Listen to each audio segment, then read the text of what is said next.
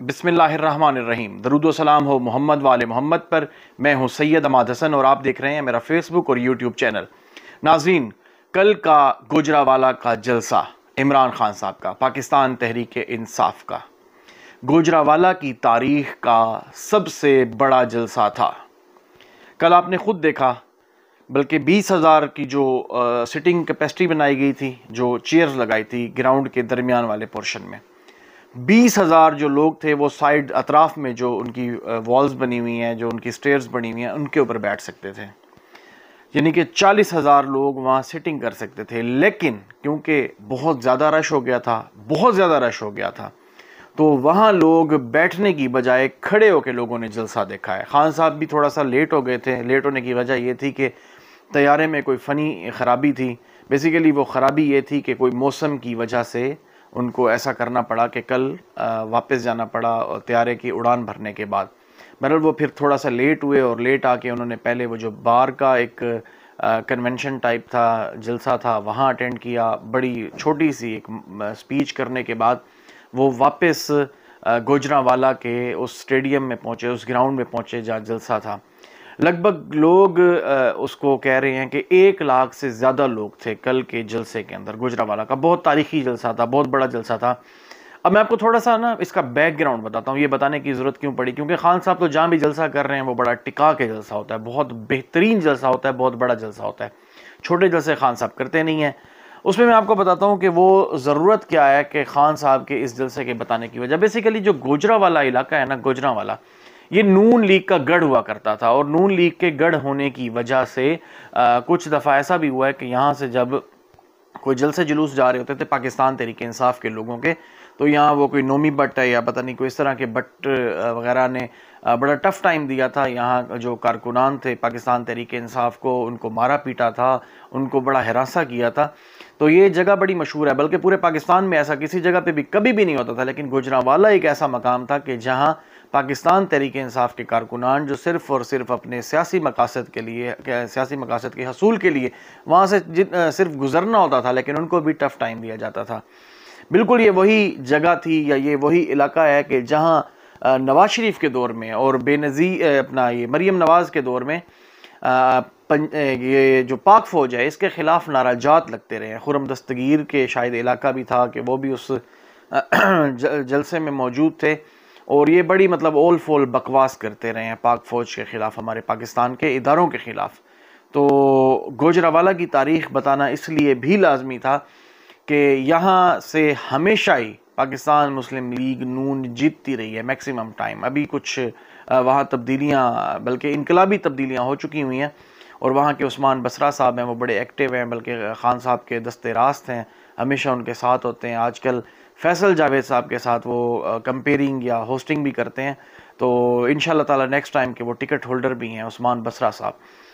अब आपको ये चीज़ थोड़ी सी क्लियर हो गई होगी कि नून लीग का गढ़ और इतना बड़ा जलसा जिसको 1 लाख लोगों से ज़्यादा लोगों की शमूलियत थी, क्योंकि बाहर के चारों अतराफ से भी वो यानी कि इतनी आवाम थी, इतनी गैदरिंग थी कि जो लोग शामिल नहीं हो सके वो बाहर ही खड़े होकर सुन रहे थे।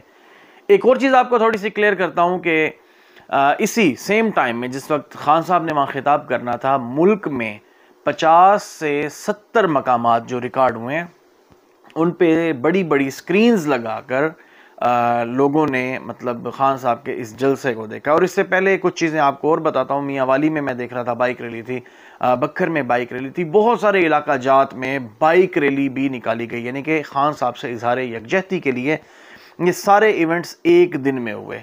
और ये बेसिकली पैगाम देना था कुछ उन लोगों को कि जो लोग -1 या माइनस इमरान खान के नाम से कुछ काम करना चाह रहे हैं, जैसे कि वो कोशिश कर रहे हैं कि पंजाब हुकूमत को भी गिराया जाए, KPK हुकूमत को भी गिराया जाए। लेकिन इसके हवाले से जो मैं तफसीलात दूंगा वो नेक्स्ट व्लॉग में दूंगा। लेकिन अभी आपको ये क्लियर कर रहा हूँ कि ये तमाम चीज़ें जो कल इवेंट्स हुए हैं, जो कल लोग इकट्ठे हुए हैं, जो लाखों में लोग इकट्ठे हुए हैं, उनका मकसद सिर्फ और सिर्फ ये था कि जो लोग इमरान खान को माइनस करना चाहते हैं उनको जवाब देना था कि आप इमरान खान को ऐसे माइनस नहीं कर सकते। इमरान खान हमारी रेड लाइन है और इस चीज़ का उन्होंने कल बाकायदा बबांगे दोहल ये ऐलान कर दिया है। छोटे बच्चे, बुजुर्ग, जवानान, ख़वातीन, कोई एक तबका भी ऐसा नहीं था, कोई एक ऐसा यानी कि शख्स नहीं था या ऐसे लोग नहीं थे कि जिनको आप कह सकते हैं कि उस कैडर के लोग जो हैं उन्होंने शमूलियत नहीं की। वैसे तो नौजवानान की जमात है पाकिस्तान तहरीक इंसाफ, ज़्यादातर जो लोग हैं वो इसमें यंगस्टर होते हैं और ज़्यादातर जो शमूलियत होती है वो भी यंगस्टर्स की होती है, लेकिन ना ही ख़वातीन पीछे रही, ना बच्चे रहे, ना ही बुज़ुर्ग बूढ़े मर्द व ज़न रहे। तो ये चीज़ बड़ी क्लियर है कि खान को माइनस नहीं किया जा सकता, बिल्कुल भी एक्सक्लूड नहीं किया जा सकता। बहुत ज़्यादा कोशिशें हो रही हैं, बेतहाशा कोशिशें हो रही हैं, तमाम लोग एक ही सफ़ में शामिल हो गए हैं खान को गिराने के लिए, लेकिन खान को अल्लाह की तरफ से दी गई जो इज़्ज़त है वो किसी भी सूरत वो ख़त्म नहीं हो सकती। ये एक वो शख्स है कि जो नान या रोटी अगर चाय में भिगो के खाता है तो वो ट्रेंड बन जाता है। लोग उसके बाद ये जो कापी पेस्टर हैं, आज मैंने देखा है मिफ्ता इस्माइल और खाकान अब्बासी की भी वो एग्जैक्टली उस तरह की कोई वीडियो वायरल हुई हुई थी। तो मैं ये देख रहा था कि खान एक ऐसा ब्रांड बन चुका है कि जिसको लोग फॉलो करते हैं। खान एक ऐसी शख्सियत बन चुका है कि लोग जिसके यानी कि जिसके बात करने से लोगों के दिल धड़कते हैं, जिसके यानी कि तकारीर सुनने के लिए क्या कह रहा है। खान की एक ही बात है, ना चोरों के साथ बैठेगा, ना ऐसे माफियाज के साथ बैठेगा। खान मुल्क की बात करेगा, आवाम की बात करेगा, आम शख्सियत की बात करेगा। वो लंगर खाने बनाएगा, वो पनागाहें बनाएगा, वो एहसास कार्ड देगा, वो एहसास राशन कार्ड देगा, एहसास सेहत कार्ड देगा, एहसास मजदूर कार्ड देगा, एहसास बुजुर्ग कार्ड देगा। खान हर एक बंदे की यानी कि जो आम आवाम की हिमायत करेगा। इमरान खान वो है जो हर गरीब शख्स की आवाज़ बनेगा, जबकि दूसरी तरफ आप देखें तो अशराफियाँ हैं। मतलब क्या क्या नहीं करते अशराफिया। सैलाब के अदवार में, ये जो सैलाब का बिल्कुल रिसेंटली आप देखा है, खुद शहबाज शरीफ कतर गया हुआ था, राजा परवेज़ अशरफ कनाडा गया हुआ था, और वो जो मौलाना साहब हैं जिनके बारे में तो मैं मौलाना भी समझता हूँ कि उन्हें नहीं कहना चाहिए, लेकिन क्योंकि पाकिस्तान है, फतावा की फैक्ट्रियाँ मेरी तरफ खुल जाएंगी, उनका रुख मेरी तरफ हो जाएगा, तो लिहाजा मौलाना कह देता हूँ। लेकिन वो भी तुर्की में बोट्स में तस्वीरें यानी कि उसकी उनकी कश्तियों में तस्वीरें आ रही थी और बड़ी डिफरेंट अंदाज में कि आप आवाम, पाकिस्तान की आवाम जहाँ मरती है मरे, जहाँ उसे जो कुछ होता है हो, लेकिन हम अयाशी की ज़िंदगी बसर करेंगे। और ख़ान साहब ने ये बात क्लियर की थी कि मैं सैलाब ज़दगान के लिए भी खिदमत करूँगा, सैलाब ज़दगान की मदद भी करूँगा, उनके लिए टेलीथॉन भी करूँगा, और मैं साथ को, क्योंकि सैलाब ज़दगान में एक लिमिटेड पोर्शन है, वैसे तो बहुत बड़ी यानी कि बड़ा पोर्शन था, डूबा हुआ था। अफेक्टेड जो लोग थे वो लगभग 1 करोड़ से 2 करोड़ के दरमियान लोग थे। ये मैं आपको मोहतात अंदाजे के तहत बता रहा हूँ। तो बाकी जो लोग हैं उनका क्या कसूर है? तो वो ये कह रहे थे कि मैं उन लोगों के लिए भी करूँगा। अब ये जो महंगाई आपने इतनी कर चुके हैं, यानी कि आप खुद देखें कि 230 रुपये पे डॉलर पहुँच गया है। ये 15 अगस्त के बाद ये 20 रुपये इसकी अमाउंट दोबारा से बढ़ी है। ये कुछ भी नहीं कर रहे, इन्होंने हमें सिर्फ जलील और रुस्वा करना है। हमारे मुल्क में ये चाहते हैं कि बदअमनी फैले। ये जो जितनी भी अशराफिया है, जितनी भी ये इम्पोर्टेड हुकूमत है, बदअमनी कैसे फैलेगी? जब एक शख्स के बिल इतने ज़्यादा आएंगे, उसकी आमदन इतनी नहीं होगी, तो ज़ाहिरी बात है बदअमनी फैलेगी। वो क्या करेगा? वो चोरी करेगा, वो डकैती करेगा, वो किसी का हक खाएगा, वो किसी का माल मारेगा। इसके अलावा वो कर ही क्या सकता है? उसके पास आप लोगों ने ऐसे कौन से वसाइल दे रखे हैं इस मुल्क के अंदर कि अगर कोई शख्स उसका बिल एक्स्ट्रा आ जाता है, या अगर उसकी जो आप आम उसकी ये जो रोज़मर्रा की अशिया हैं उसकी जो कीमत जिस तरीके से आप लोगों ने बढ़ाई है, आपकी सो कॉल्ड हुकूमत ने बढ़ाई है, अगर उसके पास उसके ख़रीदने के पैसे नहीं होंगे और उसके बच्चे घर में बिलक बिलक कर मर रहे होंगे, तो वो क्या करेगा? वो ज़ाहिरी बात है वो चोरी करेगा, वो कहीं डाका डालेगा, वो किसी को लूटेगा। उसके अलावा उसके पास हल ही क्या है? आप लोगों ने तो कंस्ट्रक्शन इंडस्ट्री को बिठाकर आपने सत्यानाश कर दिया लोगों का। आपके इख्तियार में यही था, आप लोगों ने कर ही क्या सकते थे?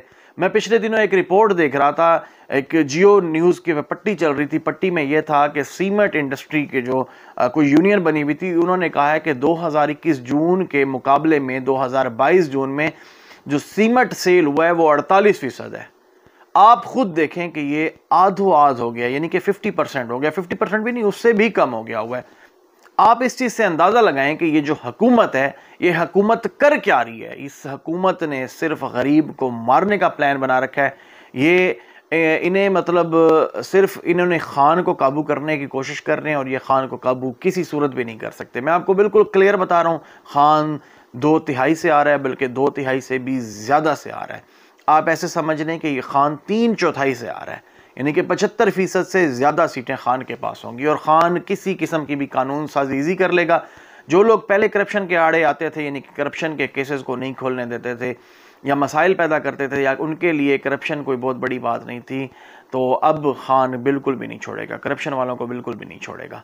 यकीनी तौर पे उनको पकड़ेगा और उनको गिरेबान से पकड़ेगा, जो कि हमारा हक है। हमारे टैक्सों के पैसे हैं, यानी कि हम जो टैक्स अदा करते हैं, चाहे वो FPA की सूरत में है या चाहे हम छोटी छोटी चीज़ें ख़रीदते हैं और उन पे जो बेबहा टैक्स देते हैं, उन तमाम चीज़ों को जो यानी कि इकट्ठा करके जो अशराफी हैं मुल्क से बाहर लेके गए हैं, जिससे स्विस अकाउंट्स भर रखे हैं, जिससे ये इवन फील्ड वाले जो फ्लैट्स हैं ये ले रखे हैं, या मेफेयर अपार्टमेंट्स ले रखे हैं, ये तमाम चीज़ें इंशाअल्लाह ताला खान आएगा और वापस लेकर आएगा। मुझे बिल्कुल यकीन है अल्लाह की ज़ात पे, जिस तरीके से उसी तरीके से मुझे इस बात पे भी यकीन है कि हम लोगों का मसीहा, क्योंकि हमें 75 साल से खाया ही जा रहा है, लूटा ही जा रहा है, कम और बेश, यानी कि आप 75 अगर नहीं करते तो कम अज़ कम पहले 25 साल को छोड़ दें, 50 साल से हमें लूटा ही जा रहा है। और वो कौन लूट रहा है वो आप सब बेहतर जानते हैं, क्योंकि आप लोग भी हमारी तरह ज़िंदगी गुजार चुके हैं। हमारे मुल्क में जितने भी मसाइल हैं उनकी जड़ कौन है वो आप ख़ुद ज़्यादा बेहतर तरीके से जानते हैं। तो लिहाजा खान इंशाअल्लाह ताला आएगा और इन करप्शन वालों को तो सबसे पहले लटकाएगा, और लटकाना भी चाहिए। चाइना में भी इनकलाब तब आया है जब चाइना में लटकाया गया लोगों को। अगर वो लटकाया ना जाता तो यकीनी तौर पे इस तरीके का इनकलाब ना आ जाता। आज वो जो इतने अरसे के बाद यानी कि उन्होंने वो किया, और आज वो दुनिया की सुपर पावर बनने के लिए रेडी बैठा है, अमेरिका को टक्कर देने के लिए रेडी बैठा है, अमेरिका की जो मार्केटों में अपना माल पहुंचा चुका है। ज़ाहिर बात है आजकल की जंग यही जंग है, लाजमी नहीं है कि गोला और बारूद की होती है। आप किसी की मार्केट में पहुंच जाते हैं, यही आपकी जीत होती है। और चाइना ये जंग जीत चुका है और ख़ान बिल्कुल आने वाला है। मैं दोबारा से बात करूंगा, क्योंकि हमारी बात सारी की सारी ख़ान पर होती है, क्योंकि ख़ान इस वक्त हक है और अल्लाह की ज़ात इसकी ख़ुद हिफाजत करेगी। और इंशाअल्लाह ताला पाकिस्तान का मसीहा, पाकिस्तान का बेटा, पाकिस्तान का हकीकी जानशीन, पाकिस्तान से प्यार करने वाला, पाकिस्तान से मोहब्बत करने वाला, पाकिस्तान के साथ खलूस दिल से मोहब्बत करने वाला, पाकिस्तान की गरीब आवाम की आवाज़, पाकिस्तान के गरीबों का मसीहा, पाकिस्तान की आम और गरीब मज़दूर तबके के लिए पनाह गाहें बनाने वाला, उनके लिए लंगर खाने खोलने वाला इंशाअल्लाह ताला बहुत जल्द आएगा और 3/4 से आएगा। बहुत शुक्रिया, जज़ाकुमुल्लाह, खुदा हाफिज़।